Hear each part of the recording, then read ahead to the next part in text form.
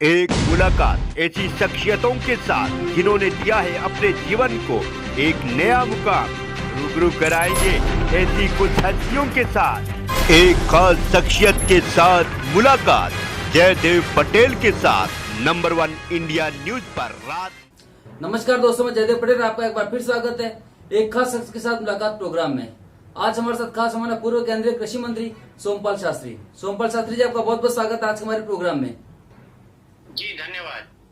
सोमपाल शास्त्री जी, आपसे मेरा पहला सवाल है कि सरकार ने तीनों कृषि कानूनों को वापस लेने का जो ऐलान किया है, इस पर आपकी पहली प्रतिक्रिया क्या है? देखिए, ये जो अब ऐलान किया है, एक तो बहुत विलंब से किया है, क्योंकि 29 तारीख को आपके याद होगा आंदोलन को चलते हुए पूरा 1 वर्ष हो जाएगा और अपेक्षा ये की जाती है लोकतंत्र में कि चुनी हुई सरकार को इस प्रकार का जो आंदोलन हो जिसमें इतना बड़ा वर्ग प्रभावित हो, उसके प्रति संवेदनशील होना चाहिए था और इससे पहले इसका समाधान खोजने का प्रयास करना चाहिए था। तो पहला तो मेरी प्रतिक्रिया पहली ये है कि ये काम विलंब से किया है सरकार ने, और वह भी केवल कानूनों को वापस लेने की बात कही है। जो मुख्य मुद्दा है किसान का, वो है उसके मूल्य की सुरक्षा की गारंटी प्रदान करना, न्यूनतम समर्थन मूल्य को वैधानिक अधिकार बनाना। उसके विषय में सरकार ने ठोस कोई बात नहीं कही है। सोमपाल शास्त्री जी, आपको क्या लगता है जो सरकार अब ऐलान कर रही है उसको पहले कर देना चाहिए था, क्योंकि इसमें बहुत से किसानों की जान भी गई है?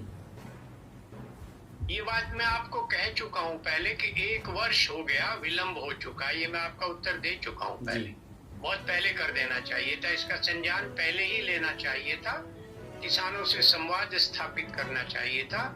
और संवाद स्थापित करने के बजाय किसान आंदोलन के ऊपर इनके प्रवक्ताओं ने और पार्टी के जिम्मेदार लोगों ने तरह तरह के आरोप मढ़ने प्रारंभ कर दिए। कभी कहा गया कि आतंकवादी संगठनों का इसको समर्थन है, कभी कहा गया विपक्षी राजनीतिक दलों का समर्थन है, कभी कभी ये भी कहा गया कि विदेशी ताकतें जो हैं वो इसको पैसे से और वित्तीय सहायता दे रही हैं।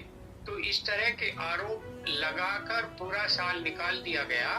तो विलंब भी हुआ है और इस आंदोलन को डील करने में, इसको हैंडल करने की जिस तरह की तत्परता और संवेदनशीलता होनी चाहिए थी, उसका कहीं प्रदर्शन नहीं हुआ। सोमपाल शास्त्री जी, कहीं ना कहीं आपको लगता है कि चुनाव का दबाव सरकार के लिए एक मजबूरी था ये फैसला लेना? कहीं ना कहीं नहीं, निश्चित रूप से यही है, एक ही कारण है। नहीं तो अब 12 महीने हो जाएंगे 29 तारीख को।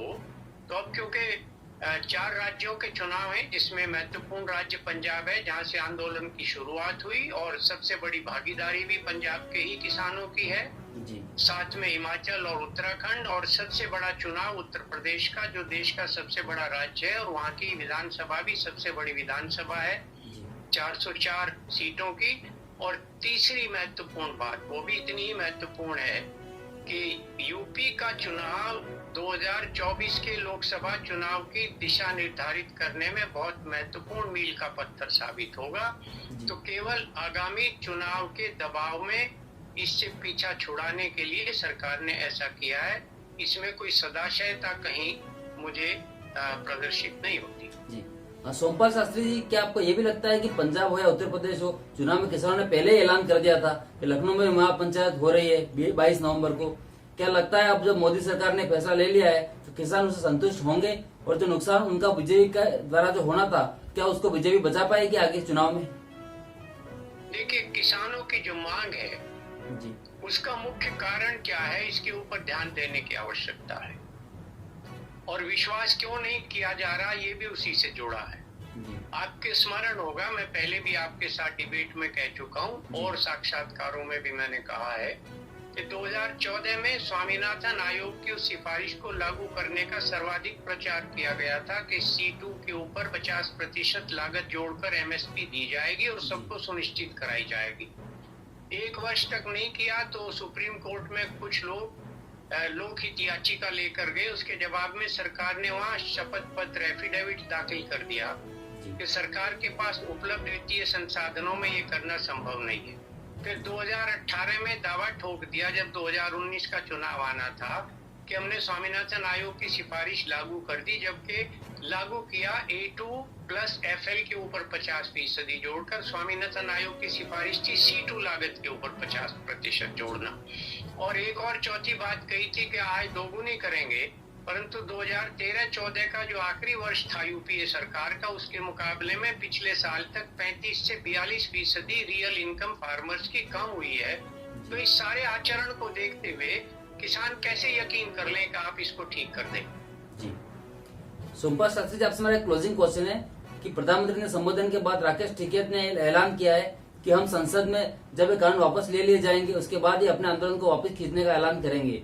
यानी प्रधानमंत्री का जो संबोधन था उस पर अभी हमें विश्वास नहीं है। तो क्या आप कुछ किसान को मैसेज देना चाहोगे कि हमारे माध्यम से? विश्वास के लिए मैं आपको पटेल साहब कह चुका हूं कि पुराने जो 4-5 महत्वपूर्ण वायदे थे, और जहां से श्री राकेश टिकैत आते हैं और मैं भी उसी प्रदेश और उसी अंचल से हूं, उत्तर प्रदेश के पश्चिमी उत्तर प्रदेश, जिसकी सारी अर्थव्यवस्था गन्ने की खेती के ऊपर आधारित है 90%।